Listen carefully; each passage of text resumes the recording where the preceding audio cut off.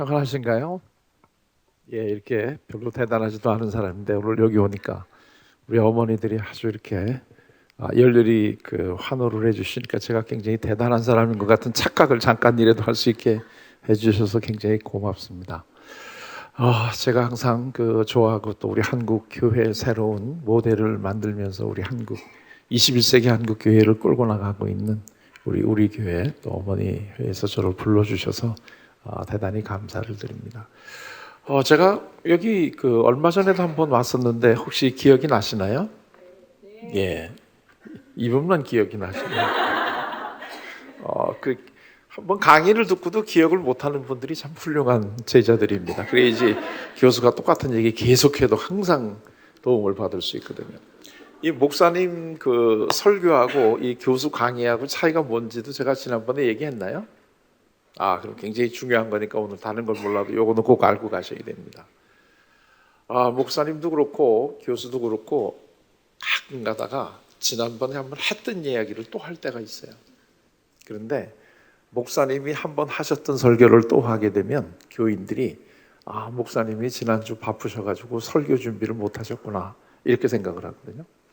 근데 교수가 똑같은 얘기를 하게 되면 학생들이 이분은 굉장히 중요한 부분이구나. 이거는 이번에 기말고사에 꼭 나온다. 이렇게 생각하고 훨씬 더 열심히 들어요.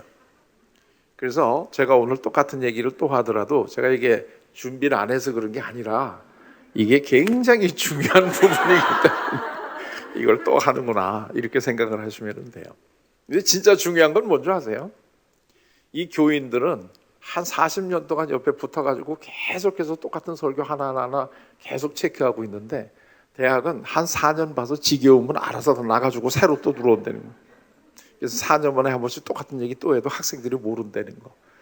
그러니까 한마디로 얘기하면 교수 노릇하기가 목사님보다 훨씬 쉽다 이제 이런 뜻입니다.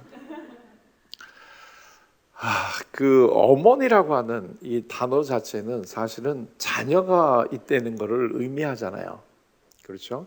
그래서 사실은 이 교실 어떤 어머니 기도회 이런데 이렇게 많은 분들이 오셔가지고 이렇게 열심히 참석을 하신다는 것은 한편으로는 참 좋은 점이 있죠. 자녀를 잘 교육을 시키기 위해 가지고 이렇게 많은 애를 쓰신다고 하는 것은 참 좋은 일인데 한 가지 안타까운 측면에서 보게 되면 애들 키우기 많이 힘들다 그 얘기 아니겠어요?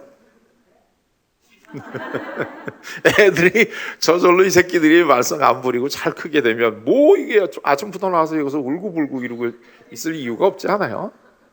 그러니까 사실은 참 자녀들이라는 거는 부모들한테 괴롭히려고 이 세상에 태어났다 이렇게 생각을 하면 아주 참 마음이 편한데 우리 오늘 분위기 굉장히 처음부터 살아나고 있어요 지금. 아주 마음에 딱딱 들어요 지금. 그럼 조금 더 이제 야한 얘기로 계속 나가도 되겠죠. 근데 되게 이제 이 심리학을 가르치다 보게 되면 되게 어떤 이제 이 공부들을 많이 하느냐면 부모의 양육 태도가 자녀의 뭐에 미치는 영향 되게 이제 이런 이 연구들이 되게 많이 있어요. 근데 사실 이거 굉장히 안타까운 주제들이에요. 왜냐하면 이런 연구들을 자꾸 하다 보게 되면 우리 자녀의 삶이 마치 부모의 뭐에 의해서 결정되는 것 같은 자꾸 이제 이런 식의 심리적인 부담을 지게 되는 거죠. 아마 여기 오신 많은 어머니들도 우리 자녀가 혹시라도 조금 아쉬운 점이 있다면 이거 혹시 내가 잘못 키워서 그런 거 아닌가? 이제 이런 굉장히 많은 심리적인 부담을 안게 돼요. 그런데 사실은 우리 자녀들은 부모가 키우는 게 아니라는 것만 간단하게 이해를 하시게 되면 아주 쉽게 이 자녀하고 어떻게 좋은 관계를 맺을 수 있을까 하는 걸 알 수 있는데요. 오늘은 그 이야기를 잠깐 드리고 그러면 이 어머니가 해줄 수 있는 일은 과연 뭘까 하는 거기에 대한 것만 잠깐 이야기를 드리도록 하겠습니다. 제가 있는 고려대학교 학생생활연구소에 고려대학교에 법대를 다니는 학생이 왔어요. 그래서 왜 왔냐 하고 상담자가 물어보니까 지능검사를 한번 받아보고 싶다는 거예요. 지능검사. 그래서 상담 선생님이 대답을 해줬어요. 이게 사실 여기 혹시 약사들이나 의사들이 계시는지 모르겠는데 약사들은 자기 가족한테 가능하면 약을 안 줍니다. 손님들한테는 하나씩 얹어가지고 주지만 이게 자기 가족들한테 약을 가능하면 안 줘요. 왜냐면 약 먹어서 좋은 점이 별로 없거든요. 정 없을 수 없어가지고 그냥 놔두면 또 고통스러우니까 주기는 주는데 사실은 견뎌가지고 이기는 게 제일 좋죠.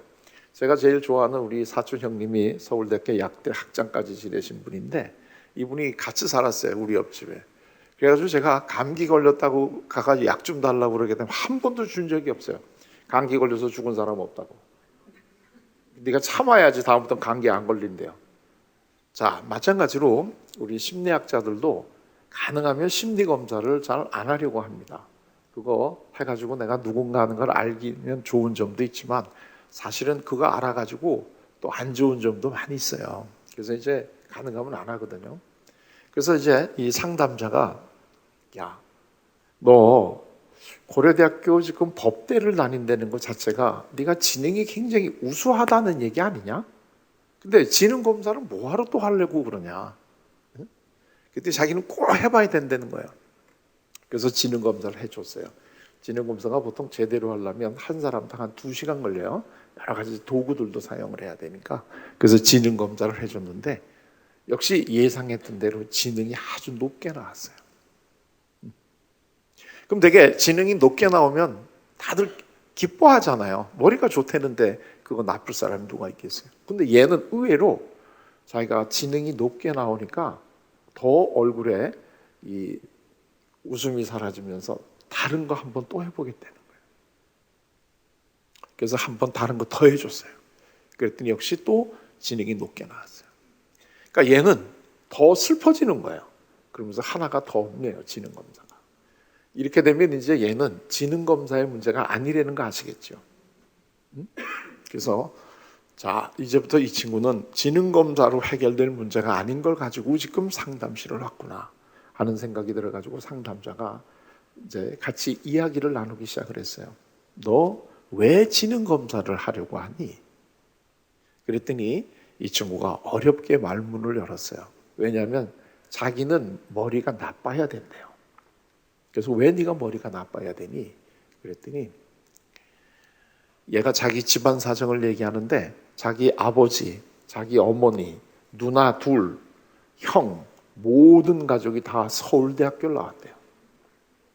그리고 얘 혼자 지금 고려대학교 법대를 들어왔는데 아버지가 술만 드시고 들어오게 되면 불러가지고 거실에 무릎 꿇고 앉으라고 그러고 어물전 망신은 꼴뚜기가 시키고 우리 집 망신은 네가 시킨다. 너까지만 서울대학교를 들어왔으면 우리 온 가족이 다 올 서울대인데 네가 고려대학교를 가는 바람에 우리 집에서 모두 서울대학교를 나왔다는 기록이 깨졌다. 그리고 술만 먹고 들어오면 아들을 나오라 그래가지고 무릎 꿇으라 그래가지고 나는 꼴뚜기입니다. 복창하라 그럽니다. 나는 꼴뚜기. 이게요, 겉으로는 멀쩡해도요, 집에 가면 또라이들 많습니다.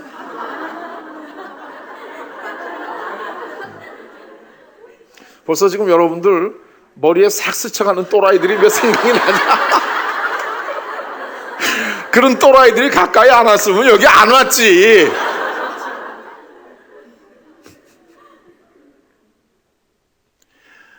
자, 그래가지고 근데 얘가 그래가지고 굉장히 심리적으로 우축되고 위축되고 자존심도 낮고 속으로 부모에 대한 이 저항심은 점점 커가는 거야.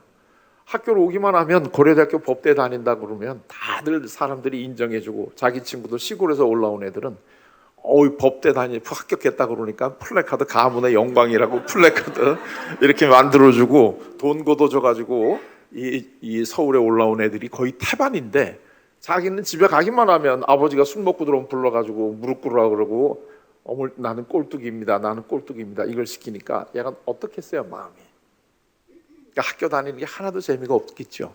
그리고 이제 억지로 지금 다니고 있는데 얘가 심리학 개론을 들었는데 그때 갑자기 강의를 듣다가 구원의 소리가 들렸어요. 그게 뭐냐면 지능은 유전의 영향을 굉장히 많이 받는다. 이런 게 나왔어요. 지능은 유전의 영향을 많이 받아요. 자녀들이 공부 못한다고 뭐라 그러지 마. 그거는 걔네들 탓이 아니야. 응? 이거는 유전의 영향을 굉장히 많이 받는 거예요. 그러니까 얘가 딱 역시 머리가 좋은 애니까 깨달았어. 아, 내가 지능 검사를 해가지고 지능이 낮게 나오면 되는 거야. 그러면 내가 왜 꼴뚜기가 됐는지 설명이 되는 거예요. 그리고 내가 지능은 유전이라니까 이건 내 잘못이 아니야. 나를 이렇게 낳아준 부모의 잘못인 거야. 그래가지고 얘가 그 강의 시간이 끝나자마자 득달같이 상담실을 찾아가지고 지능 검사를 해달라고 그런 거예요, 지금 상황이. 그런데 지능이 높게 나오네? 이게 낮게 나와야 되는데. 그래야지 집에 가가지고 할 얘기가 있는데 이게 높게 나오는 거야. 그러니까 얘는 또 해달라는 거야. 결국 얘는 지능 검사를 받으러 왔지만 상담을 통해 가지고 이제 법대 다니는 게 굉장히 기쁘게 이렇게 법대를 다니게 됐어요. 근데 바로 얼마 전에 제가 또 어떤 그 굉장히 어머니하고 상담을 했는데 아버지가 또 서울대학교를 나오고 이분이 의사예요. 그래서 대치동에서 큰 병원을 하면서 굉장히 수입도 좋고 남들이 보면 멀쩡한데 이 아버지가 어렸을 때부터 아주 어려운 가정에서 자수성가한 분이야. 그래가지고 어렸을 때 일찍 일어나가지고 신문 돌리면서 공부해가지고 서울대학교 의대를 간 분이야.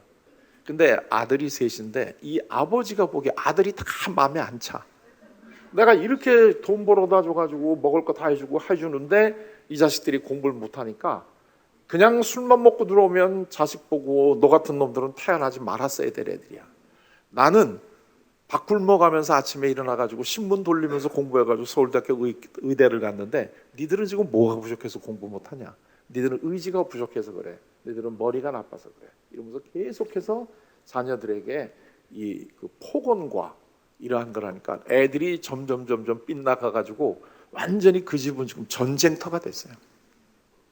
그리고 자식들에 대해서 욕을 하다가 성이 안 차면 그 남편이 이제 부인에 대해서 욕을 하는 거야. 집에서 도대체가 애들 어떻게 키웠길래 이런 애들이 태어났냐. 응? 이러면서 이제 부인에게. 그러니까 부인은 너무나 답답한 거예요. 이 아버지와 자녀들 사이에 껴가지고 이 모든 거를 해결해야 되니까 너무나 힘드니까 도저히 내가 미치겠다. 그래가지고 내가 공부를 해가지고 상담을 좀 배워야 되겠다. 안 그러면 나도 미치고 우리 애들이 다 망하겠다. 그래가지고 이분이 직접 자기가 상담을 배워야 되겠다 하고 공부를 하기 시작을 했어요. 그러면서 많이 이제 이 가정의 문제가 뭔가 하는 것을 알고 내려놓기 시작을 했어요. 사실 겉으로 보게 되면 별거 없는 것 같아도 저 집은 진짜 문제가 없는 것 같다 이렇게 생각을 해도 알고 보면 다들 집집마다 문제가 다 있어요. 유대인들이 옆에다 두고 보는 그 탈무드라고 하는 책을 보게 되면 거기에 이런 내용이 있어요. 하나님이 세상을 다 창조하시고 나서 이제 좀 쉬시는 거예요. 그러면서 야, 이제 내가 세상을 다 창조했다. 그러니까 나는 좀 쉬고 이제는 사람들이 이 세상을 잘 꾸려나가는 것을 한번 지켜보면 되겠구나. 이렇게 생각을 했어요. 그리고 어느 날 이 사람들에게 야, 혹시 너희들 중에 집집마다 어려운 일이 있으면 나한테 와서 얘기해라. 내가 도와줄게. 이렇게 얘기를 하셨대요. 근데 하나님은 속으로 본인의 형상을 따라서 지은 인간들이기 때문에 아마도 집집마다 다 행복하게 잘 살 거다.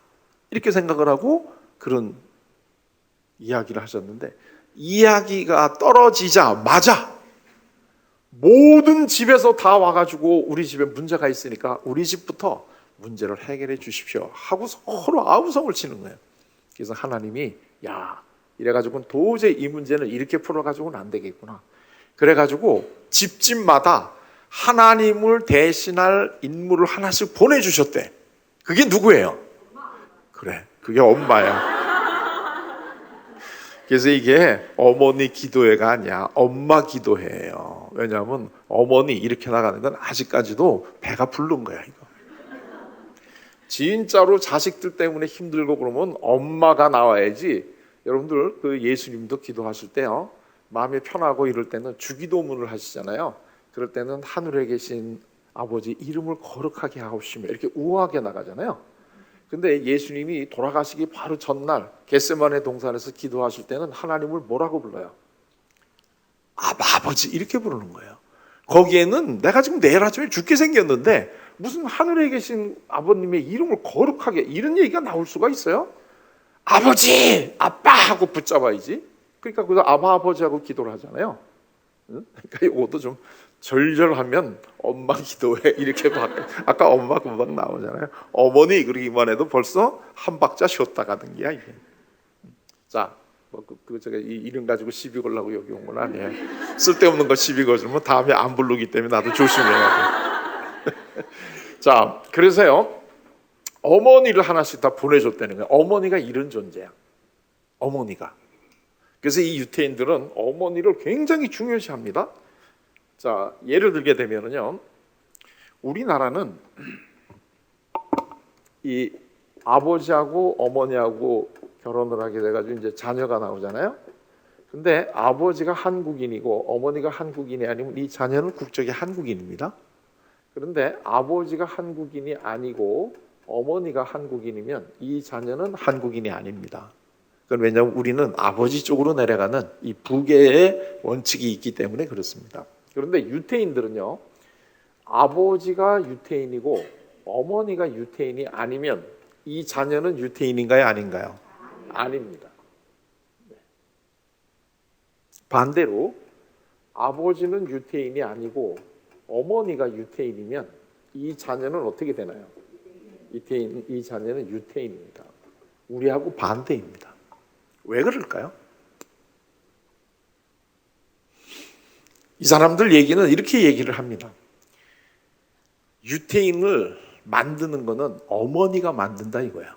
어머니가. 응? 어머니가 유태인을 만들기 때문에 아버지가 누군지는 중요하지 않다는 거예요. 어머니가 유태인이기만 하면 모든 자녀를 다 유태인으로 만든다 이런 뜻이에요.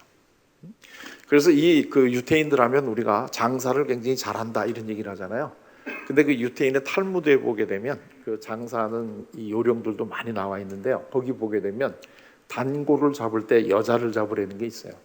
왜냐하면 단골을 여자로 하게 되면 3대가 따라온대.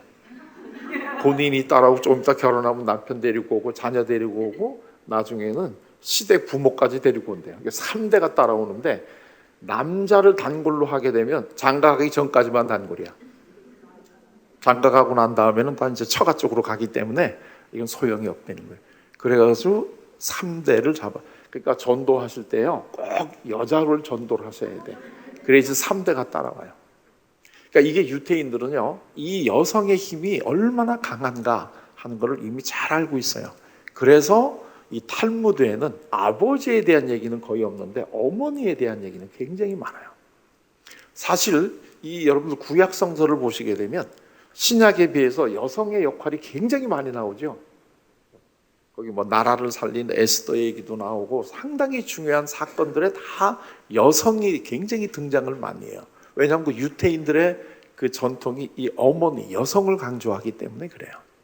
이게 신약으로 와가지고 너다도시 바울이 여자가 교회에서 잠잠하라 그 얘기 한마디 때문에 계속해서 지금까지 한 2000년 잠잠하고 계시잖아요. 근데 사실은 이 삶 자체를 움직여가는 것은 여성들이 움직여가는 거다 이거예요. 이게 어느 한 심리학자가 동시에 전 세계에서 길을 지나가는 사람을 붙들고 나이 불문하고 연령 불문하고 한 분만 딱 만나고 싶으면 누구를 만나보고 싶으냐. 그분이 돌아가신 분도 되고 살아계신 분도 되는데 한 분만 딱 만나고 수 있다면 누구를 한번 만나보고 싶으냐. 그랬더니요. 전 세계에 어디서든지 80% 이상이 어머니 한 번만 만나보고 싶다 그랬대요. 어머니 한 번만. 그러니까 우리 삶에서 이 어머니라고 하는 존재가 얼마나 중요한 존재인가 하는 걸 알 수 있겠죠. 그렇기 때문에 온 집안의 가정의 모든 이 평화와 자녀 양육 이 모든 것들을 다 어머니가 짊어지고 가는 게 사실 이게 굉장히 힘든 일이고 그래서 어머니들이 그렇게 힘들고 자녀들 위해서 또는 아까도 기도할 때도 나왔지만 남편을 위해서 그렇게 끊임없이 기도를 하시게 되는 게 바로 그 어머니라고 하는 그 위치에 있기 때문에 그렇다 이런 얘기입니다. 그러니까 어머니라고 하는 이 위치 자체가 굉장히 인간으로서는 하나님을 대신하는 이런 위치다 지금 이런 얘기죠. 그러니까 그게 힘들죠. 하나님을 대신하는 입장이기 때문에 그게 굉장히 어렵다 지금 그런 이야기죠. 그 대신 어머니의 힘이 사람을 살리고 죽이고 할 수 있는 그런 힘을 가지고 있다 하는 것도 또 아마 아실 수 있을 거예요. 제 알고 있는 제 친지가 지방에 있는 큰 대도시에서 부부가 다 교편을 잡고 있어요. 근데 아들이 하나가 있는데 이 부부는 이 아들이 서울에 있는 학교에서 대학원을 마치고 유학을 갔다 와서 대학교에서 학생을 가르치는 일을 했으면 좋겠다 이렇게 생각을 하고 있어요. 그리고 자기 아들이 대학을 졸업하고 날 때 저한테 연락을 했어요. 내가 우리 아들을 고려대학교 심리학과에 한 교수 밑으로 보낼 테니까 잘 좀 지도를 해가지고 얘가 유학까지 갔다 올 수 있도록 잘 좀 지도를 해줬으면 좋겠다. 그래서 제가 불렀어요. 한번 우선 대학원에 오고 싶다 그러니까 한번 이야기는 하자. 한번 오라 그래라. 그래서 이 친구를 불렀어요. 그래서 이제 같이 우리가 인터뷰를 했어요. 너 대학원에는 왜 오고 싶으니? 본인이 왜 오고 싶은지를 알아야 될 거 아니겠어요? 너 대학원을 왜 오고 싶으냐? 그랬더니 하는 얘기가 빨리 대학원을 졸업하고 취업을 하고 싶다는 거예요. 그래서 너 취업을 왜 그렇게 빨리 하고 싶으니? 그랬더니 자기는 돈을 벌어가지고 부모로부터 독립해야 된다는 거예요. 그래서 그러냐? 그러면서 내가 너희 아버지에게 이야기를 들었는데 너희 아버지는 네가 빨리 취업을 하고 돈을 버는 거를 바라는 것 같지가 않더라. 나는 그냥 그 아버지한테서 들은 얘기를 했어요. 그랬더니 얘가 갑자기 흥분을 하더니 나는 우리 아버지가 무슨 생각을 하는지 관심이 없어요. 나는 빨리 돈 벌어가지고 독립을 해야지 우리 아버지하고 살다가는 난 답답해서 죽어요. 흥분하기 시작하는 거예요. 그래서 제가 깜짝 놀랐어요. 왜냐면 내가 알고 있는 우리 그 아버지는 이런 아버지가 아닌데 이 아들이 보는 자기 아버지는 엄청나게 다른 거예요. 그리고 이 녀석의 기세가 내가 그 아버지 편을 조금만 더 들었다가는 그냥 한 대 때릴 것 같은 이런 기세예요. 그래가지고 알았다. 그러면 네가 원하는 대로 해라. 그리고 시험을 잘 봐라. 그런데 얘가 시험을 봤는데 다행히 합격을 했어요. 그래서 저랑 같이 이제 공부를 하게 됐는데요.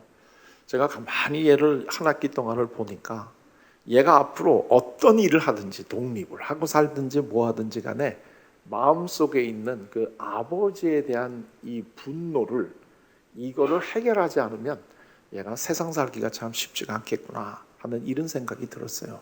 그래서 제가 방학 동안마다 이 집단 상담이라는 걸 3박 4일을 해요. 집에서 떠나가지고 이번에도 8월 5, 6, 7, 8 합니다. 여기서 혹시 원하면 오셔도 돼요. 나중에 여기 이제 우리 목사님이 알려주실 거예요, 그거를. 그런데 그 집단 상담이라는 게 속에 쌓여있던 감정의 응어리를 풀어내는 작업을 하는 거거든요. 근데 그래서 내가 얘 거기 같이 가자 그러고 데리고 들어갔어요. 데리고 들어가가지고 제가 속하고 있는 집단에다가 얘를 일부러 집어넣었어요. 자, 그리고 이제 집단을 시작을 하는데 여기는 속에 있는 이야기를 다 털어놓는 거거든요. 누가 아무도 비판을 안 해요. 이 분위기는 그냥 속에 있는 이야기를 다 이제 쌓아두었던 거를 풀어내기 시작을 하는 거예요. 그랬는데 어느 여학생 하나가 최근에 자기 아버지 때문에 힘들었던 얘기를 했어요. 그리고 얘가 그 얘기를 끝냈는데 갑자기 얘가 나오더니 아버지 때문에 힘든 얘기를 하라고 그러면 나는 3박 4일 내가 다 해도 모자랍니다. 이러는 거예요.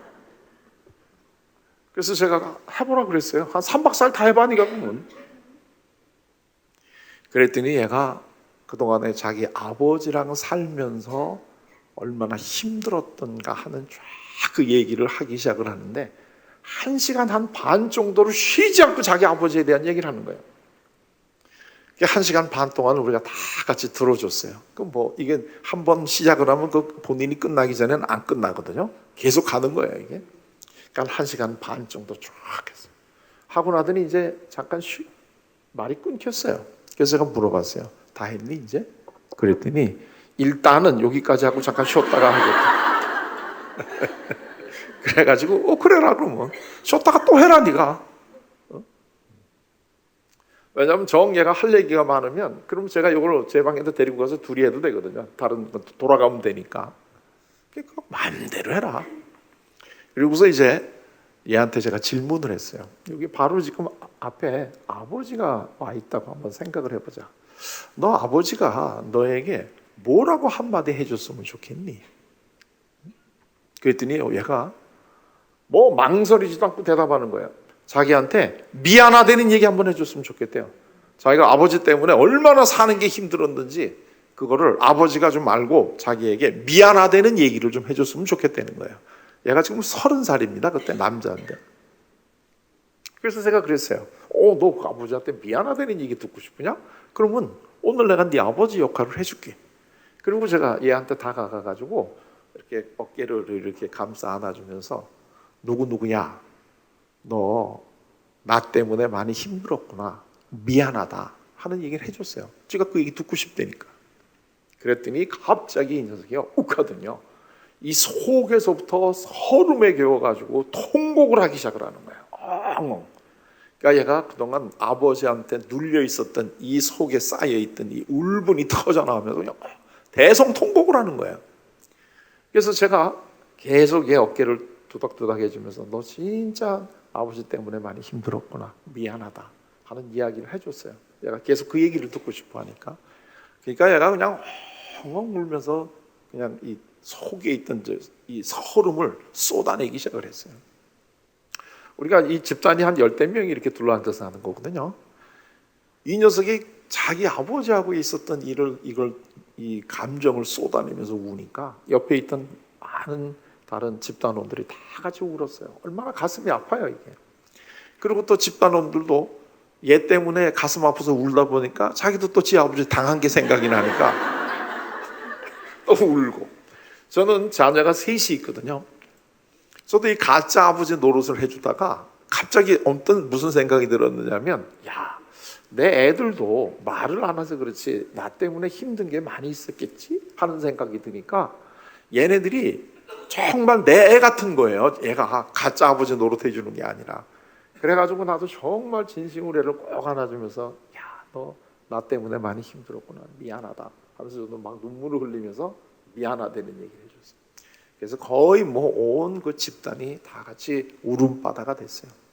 근데 사실 집단이라는 걸 이렇게 해보신 분들 계시면 알지만 이런 거는 종종 일어나는 일입니다. 우리 속에 있었던 쌓였던 감정이 나올 때는 되게 울음하고 같이 나오는 거거든요. 이게 이제 정상적인 거거든요. 감정이 드디어 이제 나오기 시작을 하는 때는 울음으로 물러 나오거든요. 그래가지고 이제 얘가 엉엉 울었어요. 그리고 난 다음에 얘가 실컷 울고 난 다음에 이제 좀 진정이 됐는지 울음을 멈췄어요. 근데 이 녀석이 울음을 멈추더니요 저한테 뭐라고 얘기하느냐면 아버지 저도 미안해요 이러는 거예요. 자기도 미안하네요. 그리고 나더니 아버지 저 아버지 사랑해요 이러면서 저를 꽉 이렇게 안아주는 거예요. 그래서 저도 그래 나도 너를 사랑한다 이러고 꽉 껴 안아줬어요. 이렇게 되면 이제 마음에 있는 게 일단 풀린 거잖아요. 그렇게 되면 이제 뒷정리를 우리가 감정 정리를 하고 이제 쉬는 시간을 가져야 되거든요. 한 20분은 쉬어야 돼요. 그래야지 또 마음을 비우고 다음 손님 받을 준비가 되거든요. 이제 이 앞에 세션이 다음 세션을 방해하면 안 되잖아요. 감정적으로. 이 친구가 복도를 나갔어요. 나갔는데 나가자마자 얘가 자기 아버지한테 전화를 했어요. 그리고 나서 아버지한테 미안하다고 자기도 자기 나름대로 아버지 속색에서 미안하다고 이런 전화를 했어요. 몇 달이 지난 다음에 그 아버지를 제가 다른 회의석상에서 만났어요. 근데 자기 아들이 굉장히 달라졌다 그러면서 도대체 자기 아들 데리고 뭐 했냐 이렇게 물어보는 거예요. 그래서 내가 자세히 얘기하기는 귀찮고 그래가지고 약 먹였다 내가 이제 이러는데 그랬더니 이제 우리 지인이 있다가 그게 약발이 얼마나 가냐 이게 이제 한 6개월 가면 6개월 하나씩 그 약을 받아 먹이려고 그러는 거예요. 자 그런데요 이 친구는 그 집단이 끝나고 서울에 올라오자마자 아무도 누가 뭐라고 얘기를 하지 않았는데 유학 가는데 필요한 공부를 하겠다고 토플이랑 GRE 참고서를 사다가 유학 가는 공부를 시작을 했어요. 저는요, 이런 사례를 우리가 얘기하자면 밤새가면서 진짜 얘기할 수 있어요. 밤새면서 얘기할 수 있어요. 사실은요, 우리 어머니들이 우리 자녀를 키우기가 어려운 거는요, 너무 잘 키우려고 그래서 그래요. 너무 잘 키우려고 하기 때문에 내가 어떻게 해서 잘해주면 우리 애가 잘 클 거다라고 생각을 하는데, 잘 크는 게 어떤 모습으로 크는 게 잘 크는 거예요? 우리 자녀들이. 어머니가 제일 잘해줄 수 있는 거는 뭘까요? 근데 우리 많은 어머니들이 자녀를 잘 키우고 싶은 마음은 아주 큰데 어떻게 키우는 것이 잘 키우는지에 대해서는 잘 모르세요. 그리고 우리 자녀들이 어떻게 크는 게 과연 잘 크느냐 하는 거를 우리는 잘 몰라요. 우리 보통 예를 들면 지금 고려대학교에 이 운동선수들이 들어오잖아요. 대표적인 게 얼마 전에 졸업했던 김연아 선수인데, 그다음에 지금 또 들어온 친구가 이제 리디아 고라고, 뭐 세계에서 또 골프를 제일 많이 친다는 애가 고대 심리학과를 다니거든요. 그런데요, 우리는 김연아라든가 아니면 리디아 고라든가 이렇게 한 방면에서 아주 이 특출난 재능을 발휘하는 이런 사람들을 보고 뭐라고 얘기하느냐 하면 천부의 재능을 타고났다 이렇게 얘기를 하죠. 그 재능은 누가 줬어요? 하늘이 천부의 재능을 가지고 태어났다. 그래서 잘한다. 이렇게 우리는 보통 이야기를 한단 말이에요. 자, 그래요.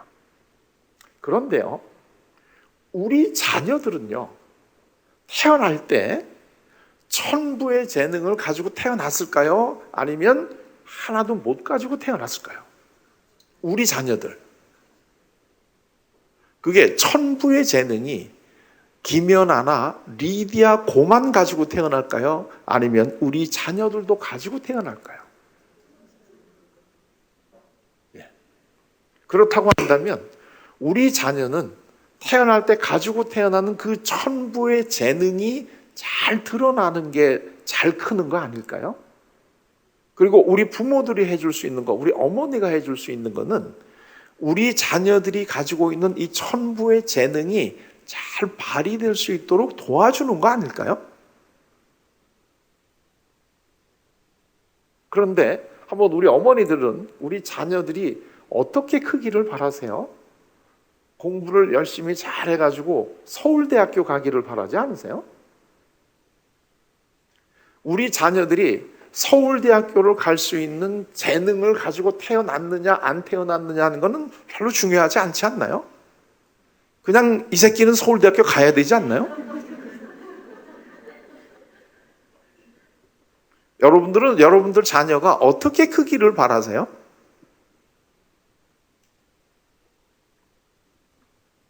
만약에 그 김연아 같은 애가 스케이트를 타는데 천부의 재능을 가지고 태어났는데 이 어머니가 얘를 붙잡고 자꾸 스케이트 타러 가겠다 그럴 때 그거 타가지고 너 뭐 하겠냐? 너는 서울대학교로 가야 된다. 그리고 얘를 계속해서 학원에 보냈다면 김연아의 인생이 어떻게 됐을까요?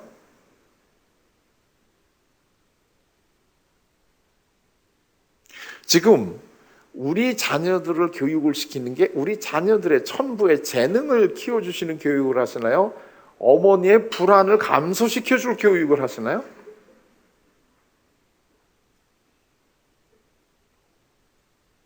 내가 불안하니까 우리 자녀들이 가지고 있는 천부의 재능이 뭔가 하는 거를 알아내려고 하기보다는 주위에서 어떻게 사는 것이 잘 산다라고 하는 수없이 많은 정보를 듣고 그 정보에 우리 자녀들을 맞추려고 하지 않나요? 글쎄요. 이거 제가 서울대학교 못 나왔다고 이런 얘기 하는 거 아닌가 모르긴 하겠는데 저는 서울대학교를 저는 항상 안 다녔다고 그래 못 다녔다고 얘기는 안 하는데 저는 서울대학교를 안 다닌 게 내 인생의 큰 축복이라고 생각을 하거든요. 저기 또 애들이 공부 못해가지고 마음 굉장히 상했던 어머니 한 분 계시네. 심리학자고 얘기할 땐 조심하세요.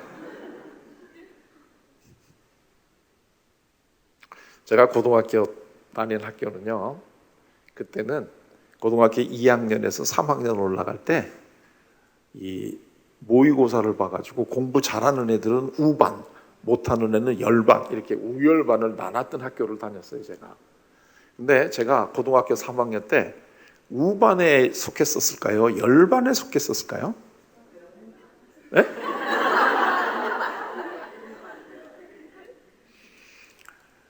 근데요, 좋은 어머니가 되기 위해서는요, 무엇보다도 예의가 있어야 돼. 비록 느낌이 거의 100% 열반 출신일 거라는 느낌이 오더라도, 그래도 아까 목사님이 그랬잖아요. 바쁜데 왔다고 여기에. 아니 그러면은 예의상 우반 이렇게 얘기해 주면 안 돼요? 그걸 꼭 열반 이렇게 얘기를 해야 돼 앞에서?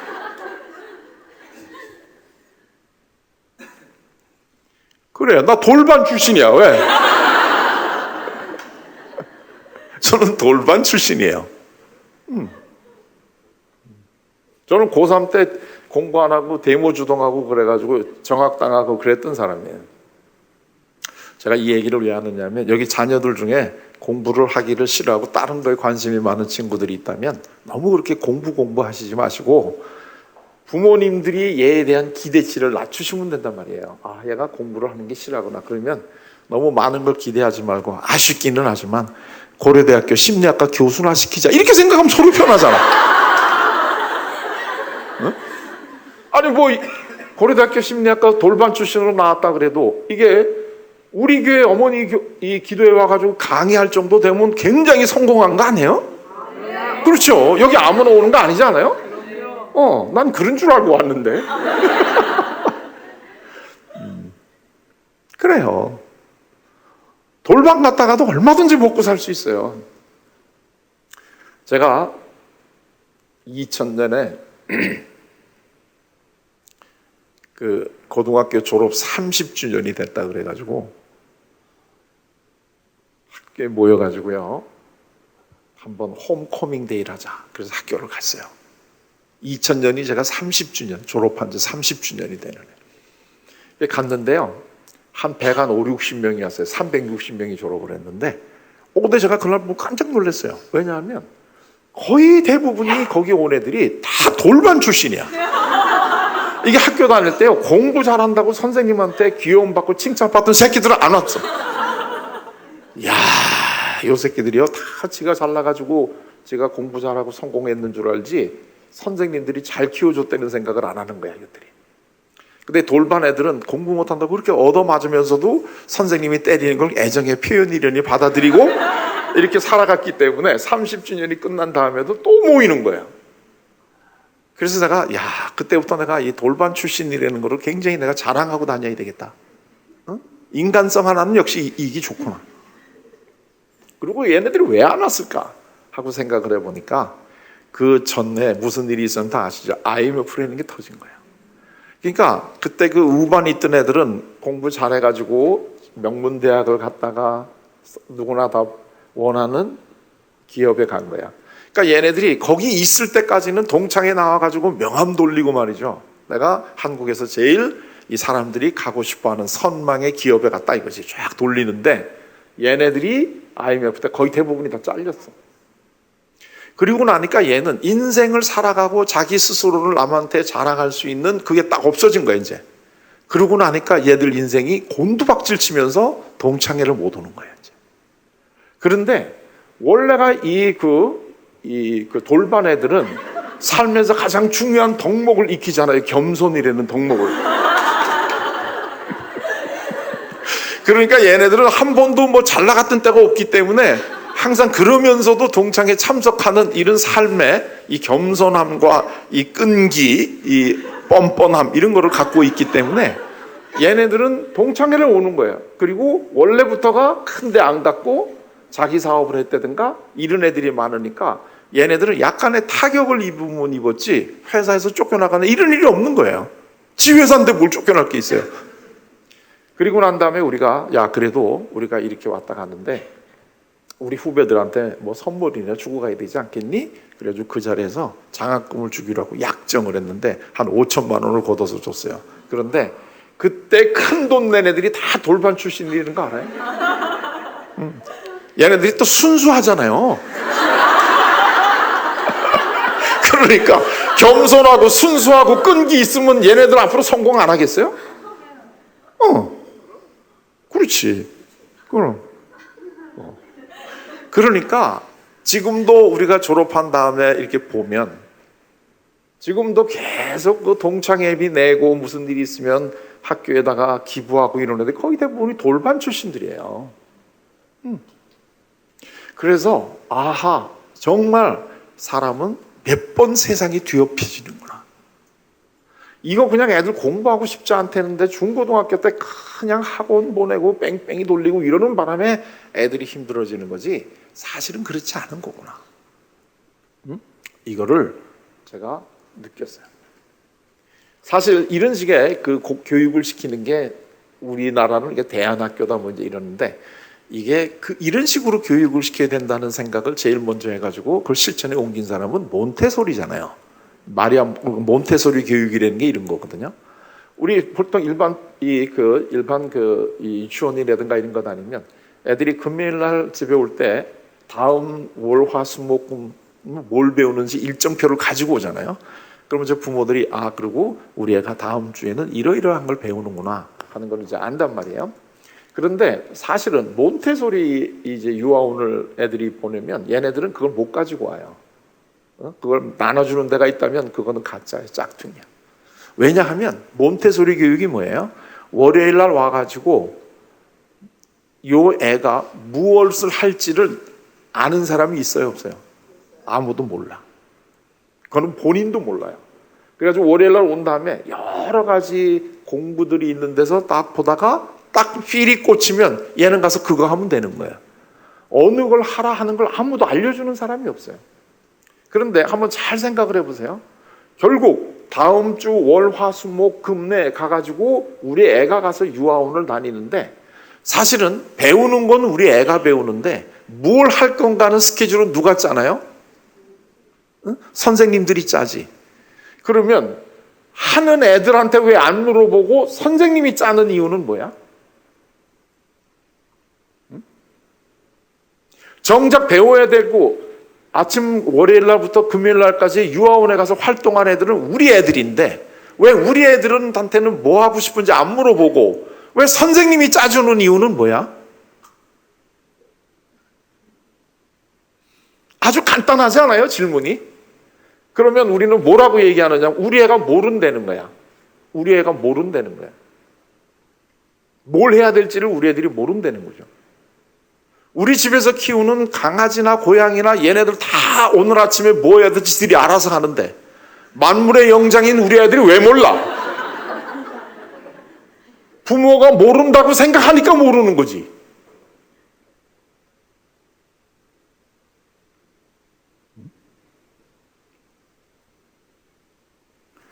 부모가 알려줘야 된다고 생각을 하니까 우리 애들이 멍청해 보이는 거예요. 왜냐하면 알려줘야 되는데 그걸 모르는 걸 알려주는 거 아니야, 공식이. 그러니까 얘는 항상 부모의 입장에서는 내가 알려줘야 된다는 게 어머니의 입장이라고 생각을 하니까 항상 자녀는 몰라야 되는 거야, 기본이. 한번 잘 생각을 해보세요. 공식이 그런가 안 그런가. 자, 여기 이제 어머니가 있어요. 여기 어머니가 있고 자녀가 있어. 근데 어머니는 어떻게 생각을 하냐면 자녀는 모르기 때문에 내가 알려줘야 된다는 걸 하고 생각을 해요. 그러면 어머니가 알려줘야 된다는 얘기의 밑바닥에는 자녀는 모른다는 얘기지. 그러면 자녀는 어머니한테 있어서 자녀는 항상 어떤 거야 돼요? 모르는 거가 돼야 되지. 응? 진짜 그래요? 사실 이 자녀는 밖에 나가면 굉장히 유능하다고 인정받는데 집에 들어와서 어머니 앞에만 있으면 얘는 부족한 존재야. 왜? 어머니 자체가 그거라고 생각을 하니까. 그래가지고 우리 자녀가 잘하는 거는 안 봐. 그건 당연한 거야. 그리고 못하는 것만 계속 찾아가지고 그걸 더 고쳐야 돼. 더 고쳐야 돼. 이렇게 얘기하는 거야. 그러니까 예를 들면 8개는 잘하고 2개는 못한다 그러면 이거는 당연한 거니까 놔두고 이거를 자꾸 고치게 해. 그러니까 자녀는 어머니하고 있으면 항상 부족한 존재야. 그리고 남의 집 애들은 잘하는 것만 봐. 야, 이것처럼 모순이 어디가 있어요? 남의 집 애는 잘하는 것만 보고 우리 애는 못하는 것만 봐. 그리고 우리 애가 사회적으로 잘 되느냐 안 되느냐 하는 거는 나의 존재의 증명 방식이야. 어머니가 잘했기 때문에 우리 애가 컸다고 보는 거야. 그러니 어머니도 그렇고 자녀도 그렇고 얼마나 힘들겠어요. 우리 보통 다 이런 거는 지금 여기 계신 어머니들만 그러는 거 아니에요. 우리 다 그래요. 김연아가 오늘날의 김연아가 됐던 거는 그 뒤에 어머니가 있어서 그렇다, 다 이렇게 얘기하지 않아요? 그런데 김연아가 천부의 재능이 없었다면 어머니 아니라 어머니까지 붙었어도 나왔겠어요? 뭐가 먼저야? 재능이 먼저지. 어머니가 극성스러웠다는 게 문제가 아니야. 재능 플러스 어머니의 도움이 필요한 거지, 재능이 없는데 어떻게 어머니가 도와줘가지고 되겠어요? 우리 어머니들이 자녀들을 위해서 쏟는 정성으로 하게 되면 서울대학교 하나 가지고 부족하지 않아요? 모든 대학이 다 서울대학이 돼야 되지? 그러면 서울대학교 나온 게 안 나온 거랑 똑같지. 기본빵이니까. 그러면 또 찾겠죠. 또 뭐가 있어야 되니까. 자꾸 차별이 돼야 되니까. 그런데 저러면 안 된다라고 하는 게 몬테소리다 이거예요. 그래서 우리 애들이 아침에 와가지고 무엇을 할 거를 스스로 정하게 해주려는 거예요. 왜? 애들은 자기가 무엇을 하면 재밌어 하는지, 좋아하는지, 잘하는지 다 안 되는 거예요. 그런데 우리는 애들한테 그걸 안 물어봐. 그리고 부모가 생각하기에 올바른 길로 자꾸 인도해 주려고 그래. 이렇게.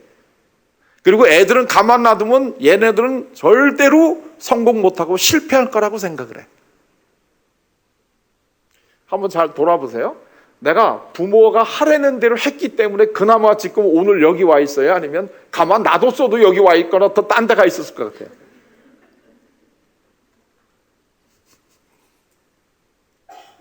그래서 성서에는 항상 큰 일을 앞두고 사람을 쓰실 때 하나님이 항상 하시는 조건이 있어요.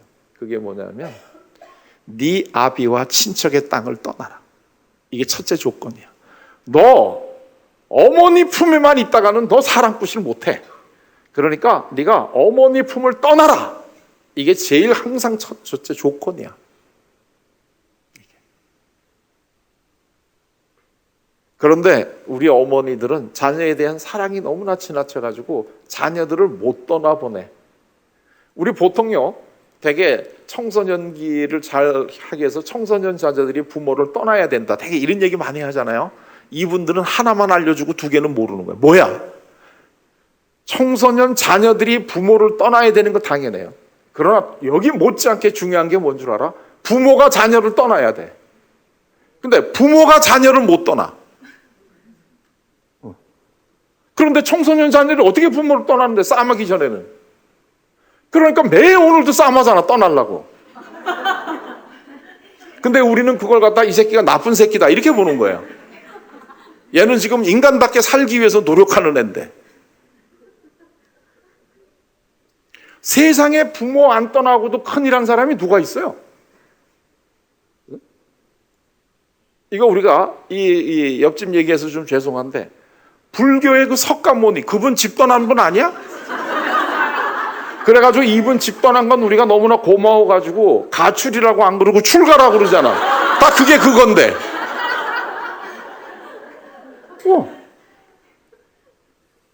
우리 동네로 한번 들어와 봐요. 여러분도 12살 때부터 집 나간 분 알아 몰라?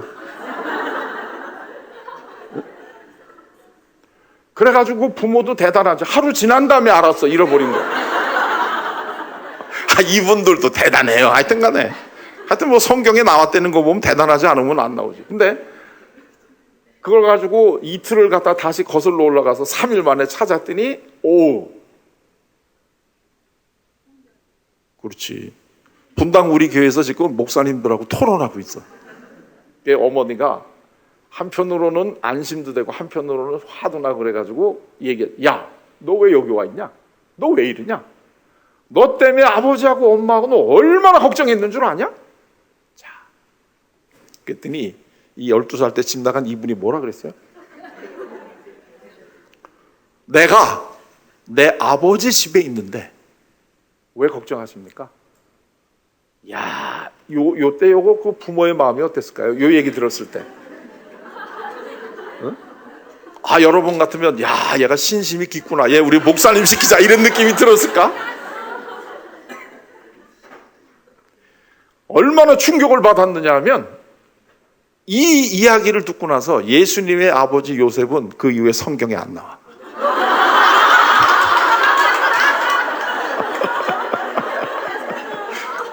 왜냐하면 예수님이 출생의 비밀을 알았어. 누가 내 아버지인데.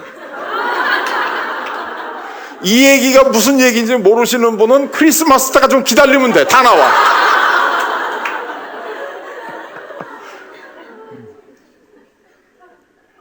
그래가지고요, 진짜 재밌어요. 근데 성경에 보면 이 예수님이 하시는 말씀을 부모가 무슨 얘기인지 이해를 둘 다 못했어. 성경에 써 있어요. 그렇게 이해가 안 됐다고. 지금 여러분들의 자녀가 하는 얘기가 이해가 안 되는 건 당연해. 얘가 못된 놈이 아니야. 얘 마음속에 예수님이 계시기 때문에 그래. 예수님이 하신 말씀은 부모도 몰라. 그런데 거기서 아버지하고 어머니하고 뭐가 달라지는 줄 아세요? 아버지는 그 이후로 성경에 안 나와. 근데 어머니 마리아는 이해는 안 됐지만 예수님이 하신 말씀을 마음속에다 담았어. 이게 어머니하고 아버지하고 차이예요. 아버지는 마음에 안 들면 떠나. 서로 버려, 심리적으로. 근데 어머니는 이해가 안 되더라도 어떻게 돼요? 마음속에 담아두는 거야. 이게 어머니들이 위대한 점이고, 이게 어머니가 제일 하나님에 가까운 존재라는 이유가 여기 있는 거예요. 하나님은 마음에 안 든다고 버리시는 분이 아니에요. 마음에 담아두고 또 참으시는 분이지. 자, 그런데요, 우리 그 예수님이 그럼 마음이 잘못돼서 그런 분이 아니에요. 그때부터 안 나간 게 아니에요. 그리고 다시 부모님을 따라서 집으로 가셔가지고 하나님과 이웃이 보기에 사랑스럽게 커가시는 거예요. 그러니까 이게 집 나가는 게 과정인 거예요. 우리 자녀들이. 그런데 여기서 중요한 거는 집을 자녀들만 나가야 되는 게 아니라 부모들도 어머니들도 우리 자녀를 떠나는 훈련을 하셔야 돼. 그러면 우리 자녀들은 그 다음부터는 누가 키워줘요? 하나님이 키우시는 거야. 왜? 얘를 이 땅에 보낸 게 누구야? 하나님이잖아요. 그러면 하나님이 책임을 져주시는 거야. 이걸 어머니들이 내가 책임을 진다고 생각을 하니까 어머니 노릇이 힘들어. 그리고 이거를 끝까지 실패를 다 하고 난 다음에야 깨달아. 우리나라 어머니들이 죽을 때까지 풀지 못하는 이 의문점이 하나 있대요. 자녀를 보면서 어떻게 이 새끼가 내 속에서 나왔을까? 결국 찾아낸 답이 뭐냐면 이거는 아버지 닮았다 이거.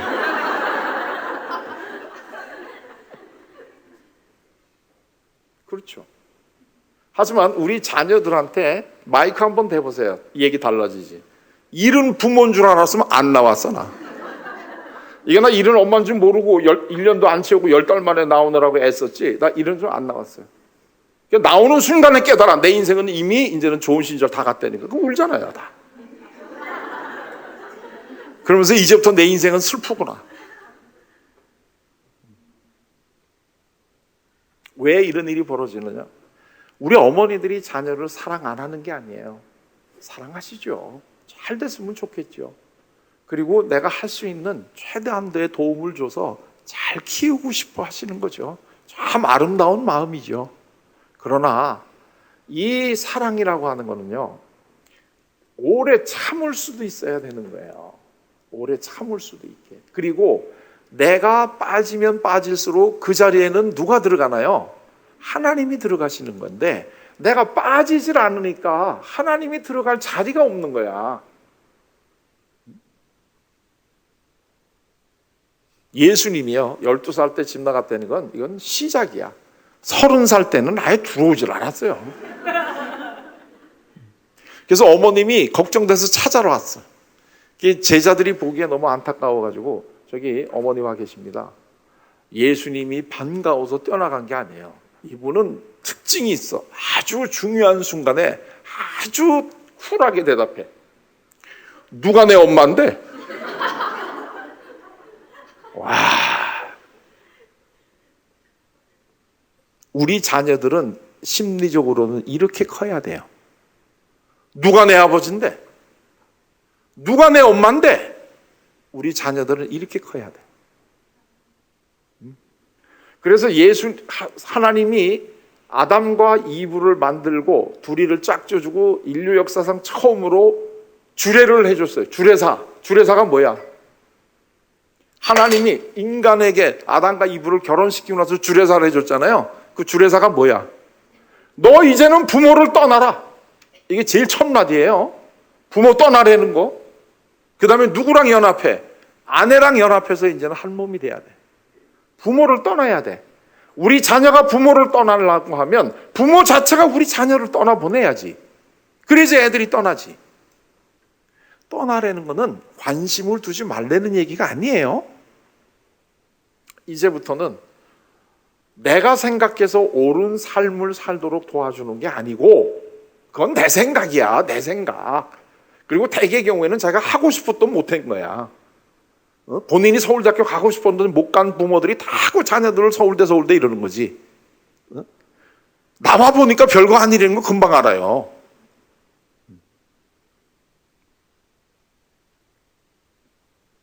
자, 이제는 우리 자녀들도 이 세상에 태어날 때 하나님으로부터 재능을 받고 태어났다는 사실을 이제 좀 우리가 인정을 한번 해보죠. 김연아나 리디아 고만 천부의 재능을 가지고 태어나는 게 아니라 하나님이 우리 자녀를 이 땅에 보낼 때에는 은사를 주셨단 말이에요. 다 은사를. 그러면 우리가 해야 될 거는 그 은사가 잘 드러나게끔 도와줘야 될 거 아니겠어요? 그럼 많은 부모들이 그러기 위해서 내가 미술학원에도 보내고 음악학원에도 보내고 다 여러 가지 학원 보냈는데 그러다가 그 중에서 하나 얘가 잘하는 거 우리가 찾을 수 있지 않겠느냐. 그걸 왜 그렇게 힘들게 해요? 가만 놔두면 되는데. 그리고 가만 놔두다 보면 지가 심심해서 뭐 할 거 아니야. 그게 얘가 제일 잘하는 거지. 심심해서 할 때. 외부에서 뭘 하라고 압력이 안 들어왔을 때 그때 스스로 하는 거. 이게 얘가 제일 잘하는 거 아니겠어요? 그럼 그걸 잘하게 해주면 되잖아.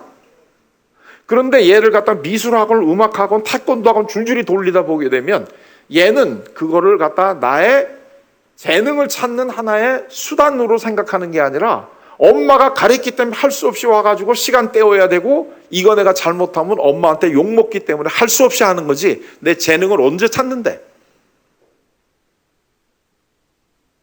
그러니까 어머니도 힘들고 자녀도 힘들어. 좀 시간이 좀 있어야지 내가 진짜 뭘 원하는지를 알아낼 거 아니겠어요? 근데 그 시간을 안 주지 않아요? 그리고 어떻게 하면 그걸 알아낼까 하는 거를 하나님이 알려주시기 전에 옆집 아줌마하고 물어보지 않아?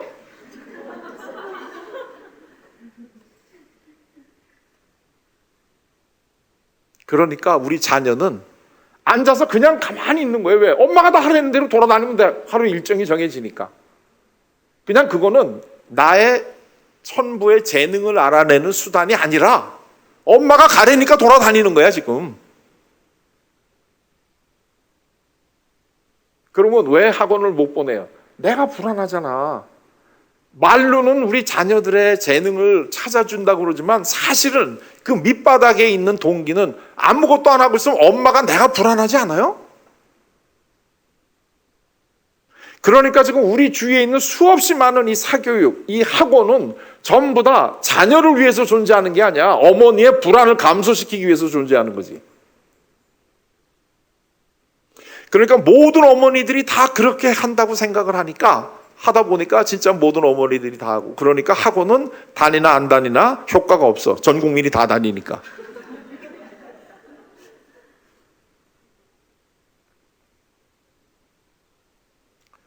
지금요, 우리 자녀들 중에 앞으로 김연아뿐만 리디아고뿐만 아니라 다른 영역에서 정말로 천부의 재능을 발휘할 애들이 그 재능을 발휘 못하고 지금도 바쁘게 미술학원, 음악학원, 태권도학원 돌아다니고 있다는 거 아세요?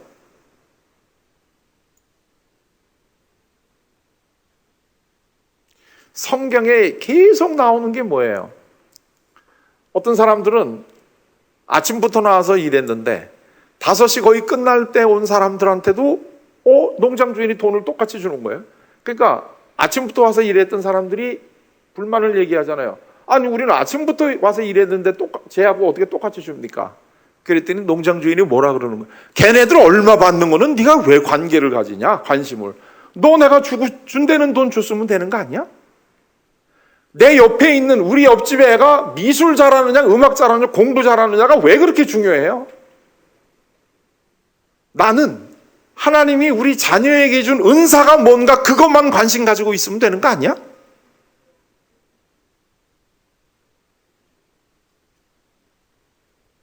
이 교육을, 이 몬테소리 교육을 조금 더 확장해서 한 게 유명한 학교가 영국의 서머힐이라는 학교예요. 다 아마 아실 거예요. 이게 A.S. 닐이라고 하는 유명한 교육학자가 이 몬테소리하고 같은 이런 교육 철학을 실현하기 위해 가지고 고등학교 학생들까지도 하는 학교예요. 근데 이 학교는 어느 학생에게도 공부하라든가 뭘 하라고 하는 것을 누가 알려주는 사람이 없어요. 다만 옆에 있는 다른 친구들에게 방해만 안 되면 네 마음대로 해도 돼. 그래가지고 여기는 여름에 수영장에 가서 풀장에 가서 수영하는데 여학생들이 발가벗고 가서 수영해도 누가 뭐라고 안 그래. 왜냐하면 이거 옆에 애들 방해가 안 되고 옆에 애들이 기다리니까 전혀 문제가 안 돼. 어느 누구도 거기에 대해서 컴플레인 하는 애들이 없어. 그냥 맘 놓고 해도 되는 거예요. 공부하라는 얘기하는 거 당연히 안 해요. 그래서 얘네들이 다들 일반 학교에서 적응을 못했던 애들이 여기 와가지고 다들 좋아하는 거예요. 왜? 공부하라는 얘기 아무도 안 하니까. 그래가지고 여기 기숙사에 들어왔다가 지가 공부하고 싶을 때까지 아무도 얘네들에게는 공부하라는 가르쳐주는 선생이 없는데 얘네들이요 대개 얼마 동안 버티다가 스스로 공부하겠다고 교실로 들어올까요? 평균. 제가 팁을 하나 드릴게요. 이 역사상 제일 오래 버틴 애가 16살 난 여자인데 3년 6개월을 버텼어요. 야, 독한 년. 어떻게 3년 6개월을 버티냐? 친구들은 다 지금 공부하고 있는데. 내가 모르긴 몰라도요. 얘가 3년 6개월 만에 나 이제 공부하겠다고 들어왔잖아요. 앞으로 이 애가 굉장히 크게 됐을 것 같지 않아요? 나는 얘가 굉장히 크게 됐을 거라고 생각을 해요.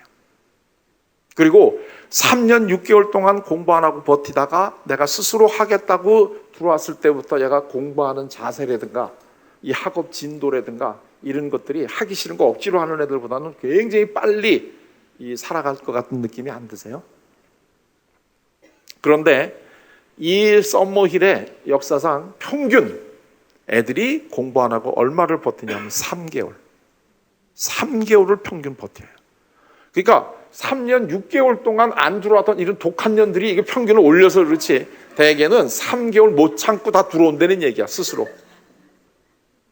야, 근데 이 3년 6개월 버틴 애가 그 썸머힐에 들어오기 전에 어떤 학교 다녔는 줄 알아요? 수녀가 운영하는 캐톨릭 학교를 다닌 애야. 이게 좀 느낌이 와요? 이 수녀들이 이 원칙 이런 거 강조해가지고 이랬던 학교라는 거. 그러니까 우리 집은 수녀가 아니지만 어머니들이 되게 애들하고 있을 때 자녀가 수녀식으로 하니까 우리 집이다 이렇게 보면 되지. 전부 다 어머니들이 우리 자녀 수녀 만들지 않아요? 나가 놀지 말고 텔레비 보지 말고 게임하지 말고 앉아서 공부만 해. 그냥 기도가 공부로 바뀐 것뿐이지 생활은 다 완전히 수도원이야 지금 우리 집은.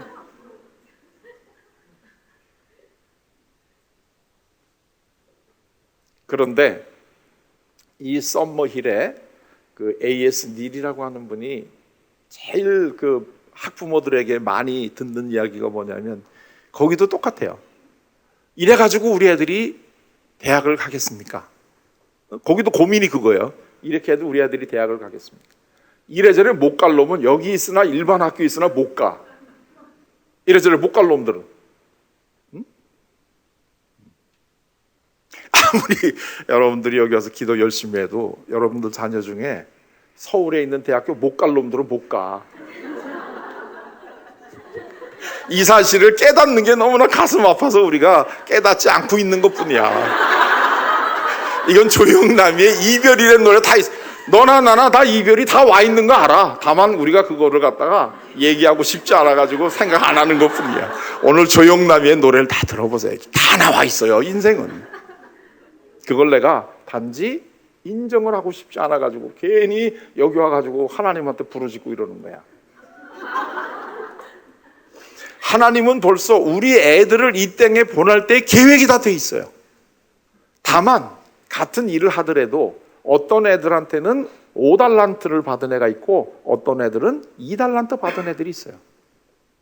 그런데 하나님한테서 중요한 거는 5달란트를 받았느냐 2달란트 받았느냐 중요한 게 아니에요. 얼마나 열심히 해서 받은 달란트가 잘 발휘가 되느냐, 이게 중요한 거예요. 그렇기 때문에 5달란트 받은 사람이나 2달란트 받은 사람이 똑같이 하나님이 칭찬은 똑같아요. 착하고 충성된 종이래요. 근데 우리는 내가 받은 달란트를 알아가지고 그거를 2배로 늘릴 생각은 안 하고, 쟤는 5달란트 받았, 저 새끼는 몇 달란트 받았냐, 이걸 전부 다 쟤는 서울대학교 간다는데 너는 왜 못 가니, 이게 똑같은 거예요 지금. 그리고 너는 왜 쟤만큼 못하니? 그리고 본인이 이제 옆집 엄마하고 비교해. 그 엄마랑 나랑 내가 못해주는 게 뭐가 있냐, 이제 지 문제야 이제. 그리고 옆집 엄마는 놀러 다니는데 난 안 놀러 다니고 해줬는데 더 못하면 더 기분 나빠 이제.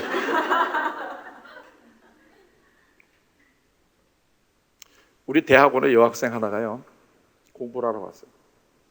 근데 얘가 한 학기 지나 보니까 공부에 별로 재질도 없고 흥미도 없어요. 그래서 내가 물어봤어요. 야, 너 대학원에 뭐 하러 왔냐? 그랬더니 엄마가 가라고 그래서 왔대요. 네 엄마는 왜 또 대학원에 너 가라고 그랬냐? 그랬더니 본인이 대학원 다니고 싶었는데 못 다녀서 딸 보고 하라고.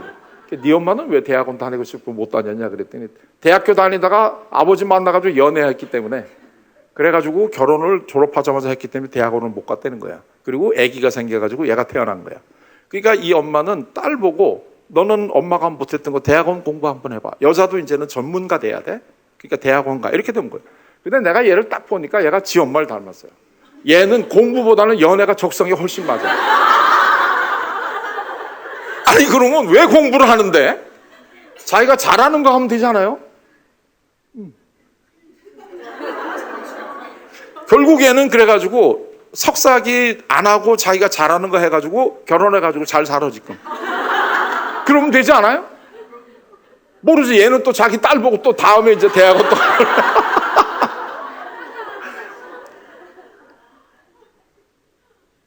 그래요.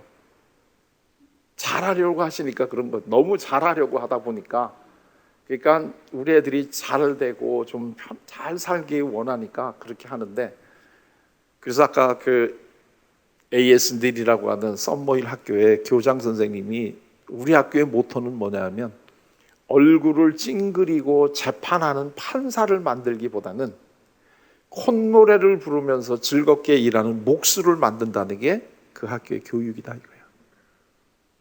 얼굴을 찡그리고 재판을 하는 판사를 만들기보다는 콧노래를 부르면서 즐겁게 일하는 목수를 만드는 게 우리 학교의 교육이다.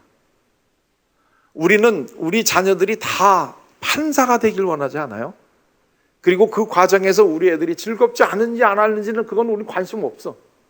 그냥 해야 돼 너는 그걸. 그런데 우리 자녀들은 정말 하나님이 우리에게 원하시는 것은 항상 기뻐하라 아닌가요? 우리 자녀들을 어떻게 항상 기뻐하게 할 수 있어요? 자, 아무리 우리 자녀들이 좋은 자질을 갖고 있다고 하더라도요, 이 자질이 어디에 뿌려지느냐에 따라 다르지 않나요? 여기에 지금 예를 들면 옥토에다가 한번 뿌린다거나, 아니면 자갈밭에 뿌린다거나, 아니면 여기 이제 바위 덩어리에 뿌린단 말이에요. 자, 똑같은 콩이에요. 이걸 어디에다 뿌리느냐에 따라서 얘네들이 성장하는 모습이 다르겠죠. 이렇게 크겠고, 얘네들은 뭐 이건 아주 태어나지도 않겠죠. 죽으니까. 자, 이 이야기는 뭘 얘기해요? 우리가 우리 자녀들을 어떻게 키워야 되는지 아무리 좋은 얘기를 많이 해줘도 우리 자식들이 그 좋은 이야기를 받아들일 밭의 상태가 어떠냐에 따라서 결과가 달라질 거라는 거 아니겠어요? 응? 그런데 우리 지금 어머니들은 우리 자녀들에게 좋은 교육을 시키려고 하는 이 좋은 콩을 자꾸 뿌리려고 하는 얘기 관심만 있지, 우리 자녀들이 정작 마음의 밭은 어떤 상태인가 하는 거에 대해서는 관심도 없고, 관심이 있다고 하더라도 일단 그거는 미뤄두고 너 일단 대학에 가면 된다 이렇게 생각하시는 거 아닌가요? 진짜 어머니들이 해주셔야 될 거는 이 콩은, 이거는 하나님의 은사야. 이게 우리 자녀들의 마음 밭이 어떠냐에 따라서 결과가 어떻게 되는 게 달라지니까 우리 어머니들이 하셔야 될 건 우리 자녀들의 마음의 밭을 갈아주시는 거야. 그래가지고 이 가지고 태어난 잠재력이 잘 드러날 수 있게 이렇게 도와주시는 거다.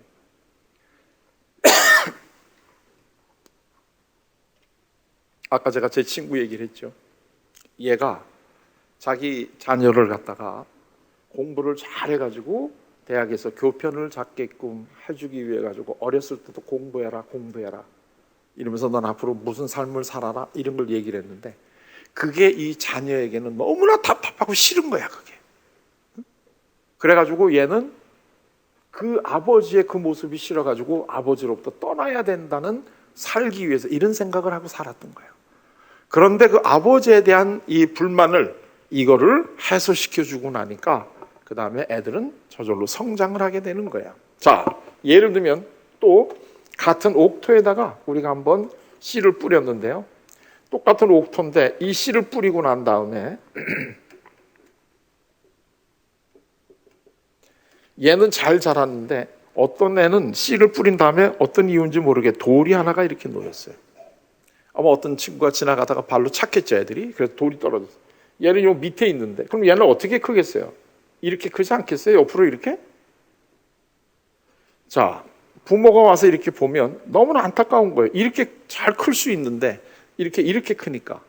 그러니까 와서 얘기하잖아요. 얘 콩은 이렇게 크는 게 아니란다. 그러니까 네 옆집에 있는 철수를 봐라. 얘 이렇게 똑바로 잘 크지 않니? 그러니까 너도 이렇게 잘 커라. 이렇게 얘기를 해주면 그러면 얘가 정신 번쩍 차리고 그 다음날 가보면 똑바로 크죠. 그래서 며칠 있다 가보니까 얘가 그대로 이렇게 크는 거야. 또 얘기를 해줘요. 내가 너를 사랑해서 그러는데 이렇게 크는 거 아니란다. 응? 그러니까 이렇게 커야 된단다. 네가 뭐가 부족하니? 막 이제 이러면서 이제 가서 얘기해 줬는데 며칠 있다 가보니까 또 이렇게 큰 거예요. 나중에 화가 나서 야 이 새끼야 내가 그렇게 하는 게 아니라고 그랬잖아. 너 때문에 지금 엄마가 얼마나 희생하고 학원까지 보내주는데 이 새끼야 네가 이러면 되냐? 그러고 나서 이제는 마지막에 됐을 거라고 생각해서 보니까 또 이래. 이 새끼는 이제는 가망이 없어. 이건 가망이 없어요. 왜냐하면 이거는 뭐 아버지 닮았으니까 도저히 도리가 없어 이거. 자, 그런데요. 지금이라도 이 콩이 똑바로 크기를 원하시게 되면 어떻게 하셔야 돼요? 이 돌을 치워줘야 돼. 이 돌을. 그러면 얘가 조금씩 하다가 어느 날 시간이 지나다 보면 똑바로 커 있을 거예요. 우리 자녀를 키우는 것도요. 똑바로 크라고 알려주는 게 중요한 게 아니라 우리 자녀들의 마음속에 있는 이 무거운 짐을 덜어주면 되는 거예요. 아버지 때문에 너무나 사는 게 힘들고 아버지 손에서 벗어나야 되고 아버지에 대한 미움을 가지고 있던 애가 아버지에 대한 미움을 이거를 다 날려주니까 자기도 아버지를 사랑하는 마음이 밑에 있다는 것을 인정을 하고 가서 토플 책을 사오더라 이거예요. 그 이후로 유학을 가냐 안 가느냐는 중요하지 않죠. 이제는 정말로 아버지하고 자기하고가 진짜 같이 잘 사는 방법으로 가는 길을 가더라 이거예요. 이거를 저는 수없이 이거를 바라봐요. 그리고 이러한 것들을 하는 거를 우리가 뭐라고 부르느냐면 상담이라고 부르는 거예요. 그러니까 어머니는 예수님을 우리 집집에 하나님을 대신해서 온 존재라는 것은 하나님을 대신해서 우리 자녀들, 우리 남편에게 상담을 해주시는 분이다 이런 뜻이에요. 왜냐하면 감정적인 집안의 모든 감정적인 문제의 컨트롤 타워가 어머니잖아요. 그리고 이 마음속에 있는 이 무거운 짐을 내려놔 주는 게 이게 사실은 어머니들의 몫이에요. 또 하나 짐을 더 이제 이렇게 더해주고 제가 가서 미안한데요. 그런데 왜 그러냐 하면 예수님 자체가 원더풀 카운슬러이시에요. 제가 얘기를 했죠. 우리가 알고 있는 이사야 선지자가 쓴 이사야서 9장 6절에 보게 되면 기묘자여 모사라 하는 대목이 있는데, 그때 그 기묘자여 모사라는 걸 요새 세계에서 제일 많이 읽히는 NIV라고 하는 영어 성경을 보면 이게 원더풀 카운슬러로 번역이 되어 있어요. NIV는 오늘날의 현대 영어로 쉽게 이해할 수 있게 번역돼서 세계에서 제일 많이 읽히는 영어 성경인데, 그게 원더풀 카운슬러, 상담자 이렇게. 그런데 신약으로 오게 되면 예수님께서 내가 상담자다라고 딱 부러지게 또 얘기한 대목이 있어요. 그게 신약에서 우리가 사용하는 단어가 보혜사. 보혜사라는 단어가 이게 카운슬러라는 뜻이에요. 보혜사라는 원래 단어의 이 헬라어는 파라클레토스라는 단어인데, 파라라는 단어는 옆에라는 뜻의 접두어고 클레토스는 도움을 준다라는 뜻이에요. 그럼 파라클레토스라는 이 원어는 옆에서 도움을 준다, 지금 이런 뜻이에요. 그러면 옆에서 도움을 준다는 이거를 우리나라 말로 뭐라고 번역을 하는 게 제일 원어의 뜻에 맞느냐? 그게 오늘날의 뜻으로 얘기하면 상담자가 되는 거다 이거예요. 그러니까 당연히 예수님께서는 상담이 뭔가 하는 것을 아주 딱 부러지게 얘기를 해줬어요. 그게 마태복음 11장 28절인데, 수고하고 무거운 짐자들아 내게로 오라, 내가 너희를 쉬게 하리라. 예수님이 해주시는 일이 뭐예요? 무거운 짐, 마음속에 무거운 짐 때문에 힘들어하는 사람들에게 쉴 수 있게 해주는 거예요. 이게 상담이에요. 우리 자녀들이 어떻게 살아야 되느냐 하는 것을 알려주는 게 어머니의 역할이 아니고, 우리 자녀들이 살면서 힘들 때 와가지고 어머니하고 있으면 마음속에 무거운 짐을 내려놓을 수가 있어야지 어머니가 정말로 좋은 어머니 역할을 해주는 거예요. 그리고 얘가 뭐 할까 하는 거는 누가 알아? 이미 하나님이 얘들에게 너는 앞으로 뭐하고 살아라 하는 거를 천부의 재능을 주신 거야. 우리가 그거를 찾질 않아서 그렇지.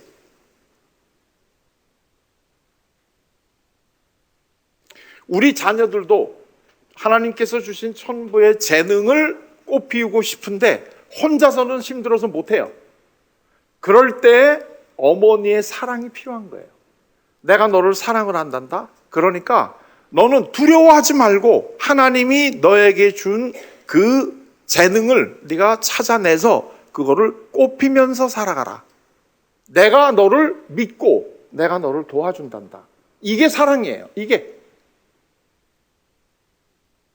그런데 상당히 많은 우리 어머니들이 자녀를 잘 키우려고 하는 마음이 너무 강하다 보니까 우리 애들 아무것도 모른다 생각을 하니까 이렇게 살아가는 게 가장 옳은 거다라고 생각을 하고 자꾸 그렇게 살아가도록 강요를 하는 거야. 얘는 지금 하나님이 주신 이 기프트는 그게 아니야.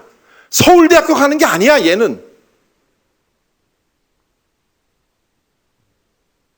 울산이라는 데 한번 가보시게 되면, 하늘에서 이렇게 내려다보게 되면 그 울산이라는 도시 보게 되면 한 인간이 얼마나 큰일 할 수 있는가 하는 걸 알 수 있잖아요.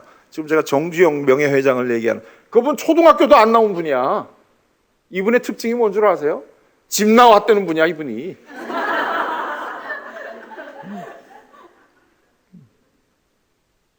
내가 공부를 잘할 필요가 뭐 있어요? 내가 사업을 하는 걸 잘하면 사업을 크게 한 다음에 머리 좋은 애들은 월급 주고 데려다 쓰면 되잖아.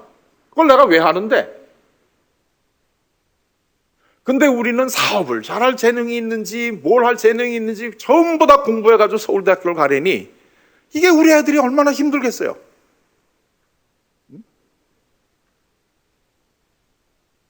우리 애들 중에는 정말로 훌륭한 군인이 돼가지고 우리나라가 힘들 때 우리나라를 살려줄 수 있는 재능을 갖고 있는 사람들은 얘네들은 군인이 돼야 되지 않겠어요? 그럼 어렸을 때도 당연히 군대 놀이 해야지. 그래 이제 리더십을 배울 거 아니야.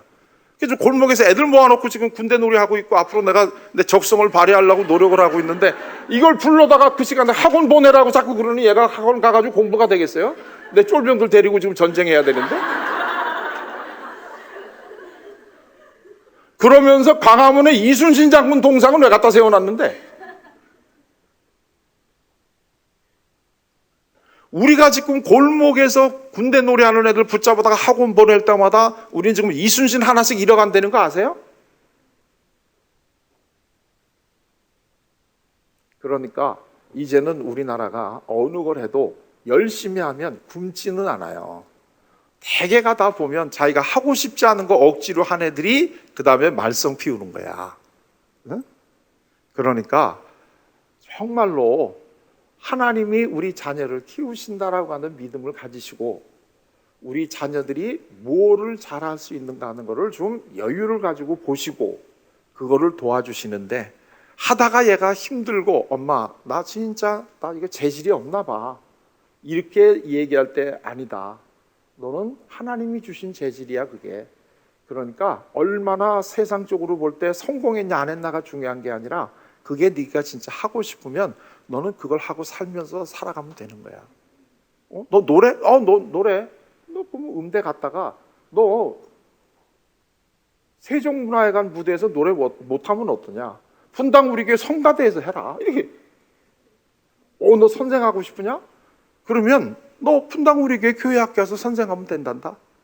너한테는 지금 선생 교사 자격증이 필요한 게 아니라 정말로 좋은 교사가 어떤 인품을 가져야 되는지 그거를 네가 잘 키우면 너 얼마든지 네가 잘할 수 있단다. 얼마든지 우리가 자기 인생을 갖다가 행복하게 살아갈 수 있는 방법이 굉장히 많이 있지 않아요? 정말 제가 고려대학교에 있기 때문에 얘네들이 어떻게 보면 굉장히 우수한 학생들인데 얘네들을 볼 때마다 내가 앞으로 내 노후는 쟤네들한테 맡기면 안 되겠다. 굉장히 긴장한 삶을 살게 돼요. 왜냐하면 그렇게 한심한 애들이 있을 수가 없어요. 왜냐하면 이거 내가 나중에 혹시 원하면 걔네들이 솔직히 자기 감정을 쓴 소감문을 내가 보여드릴 수 있어요.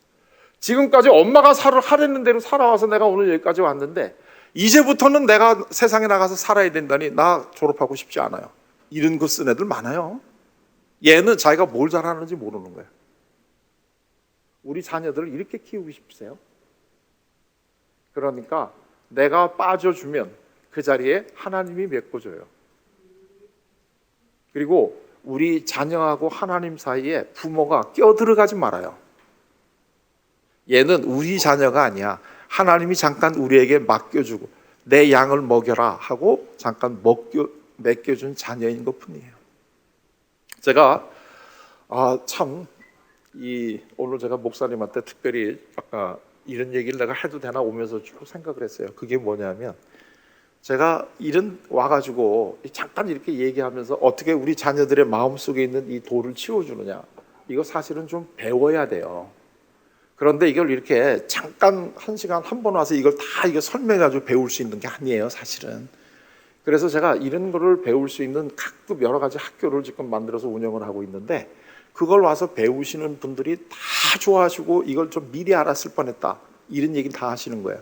다 아실지 모르겠는데 요즘에 이 40 정도 된 가정주부들이 아침에 남편 회사 보내고 애들 학교 보내고 난 다음에 점심 때부터 술 먹는 주부들 많다는 거 아세요? 근데 술 먹는 게 그래도 미안하니까 병으로 안 먹고 이 주전자를 따라가지고 먹는 거예요. 그래서 내가 물어봤어요. 왜 점심 때 먹냐? 그랬더니 저녁 때는 좀 깨가지고 애 밥해줘야 되기 때문에 그렇대. 그래도 그 술 먹으면서도 그 순간에 어머니들이 애 밥해주는 건 있어. 야, 대단하지 않아요? 근데 왜 그래요 지금? 얘도 내 맘대로 안 되고 남편도 내 맘대로 안 되고 내 인생은 지금 뭔가 허무하니까 이때 옆에서 그래도 잠깐이라도 허무함을 달래주는 게 주님밖에 없는 거야. 근데 진짜 그 주님을 찾아서 되는 게 아니야. 이 분당 우리 교회에서 만날 수 있는 주님을 만나야지 거기서 만나는 주님이야. 그게 잠깐 안 나는 것 같지만 더 크게 나요. 그러니까 이런 분들이 공부를 할 수 있는 걸 제가 만들었어요. 그러니까 혹시라도 제 얘기를 듣고 이거는 제뿐만 이런 거 공부하고 싶은데 아주 요새 많아요. 내가 사이버로 해도 되고 여러 가지로 할 수 있는 방법이 수없이 많이 있어요.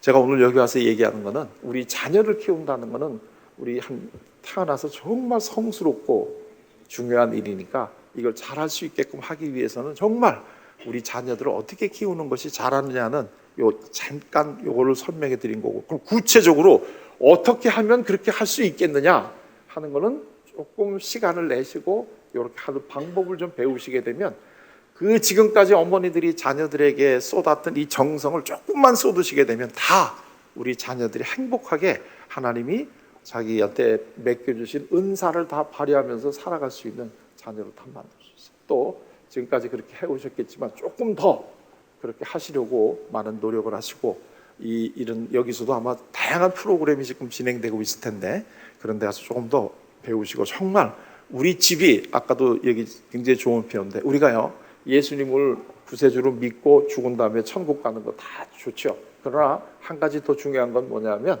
예수님을 원더풀 카운슬러로 받아들여 가지고 이 세상에 살면서도 주 예수와 동행하니 그 어디나 하늘나라가 돼야 돼요. 이 세상에 살 때도 그렇기 위해서는 예수님을 상담자로 만나셔야 돼요. 자, 그런 놀라운 일들이 일어나시기를 바랍니다. 자, 제 얘기는 이걸로 마치도록 하겠습니다. 고맙습니다.